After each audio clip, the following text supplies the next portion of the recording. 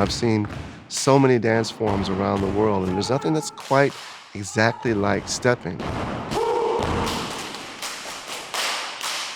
We've been starting to do a lot more research into its origins, and it's taken us deep into American culture, telling us stories that we never heard before.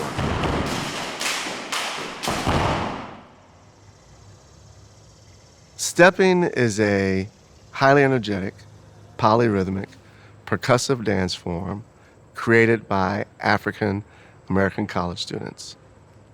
We're on the yard of Howard University. This is like the main gathering place where students kind of hang out, come in between class. And this is actually the place where I first saw the tradition of stepping.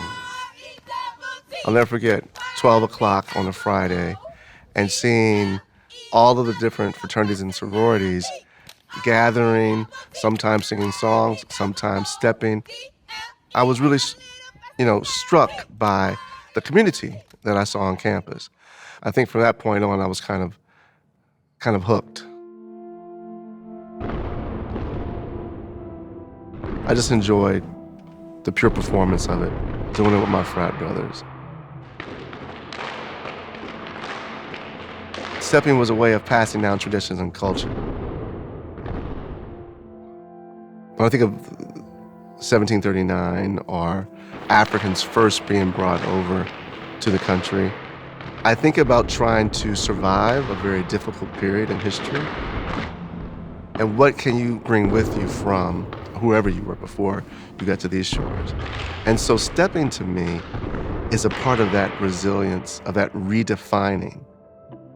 A question comes about a lot for me is why is the drum somewhat absent in African American communities? And why is the body so often used as a drum? So I'm talking about tap and ham bone and patting juba and the ring shout. These are all percussive dance forms that have been practiced in African American communities ever since the drum was taken away. When I graduated from Howard University, I ended up taking a fellowship to live and work in Lesotho, a small country landlocked by South Africa. And I'll never forget, I saw a little boy on the side of the road in a big pair of gumboots, and he was hitting the boots, and he was making some music with the boots. When I saw that, I was struck. Went and spoke with my students, and they told me it was the South African gum boot dance.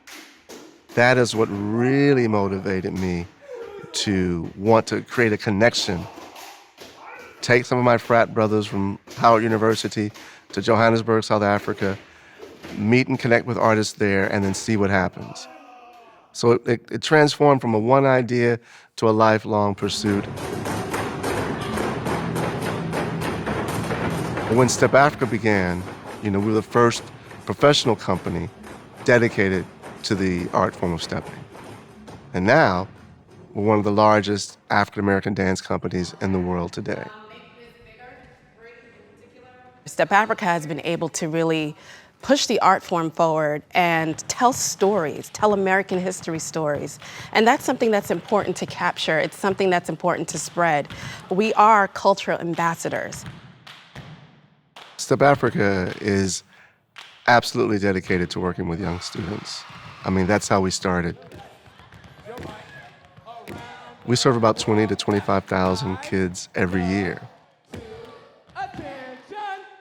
We also love performing in an elementary school and in some rural town in Mississippi, right? Or in some village in South and Central America, right? All of these venues are equally important to Step Africa, without question.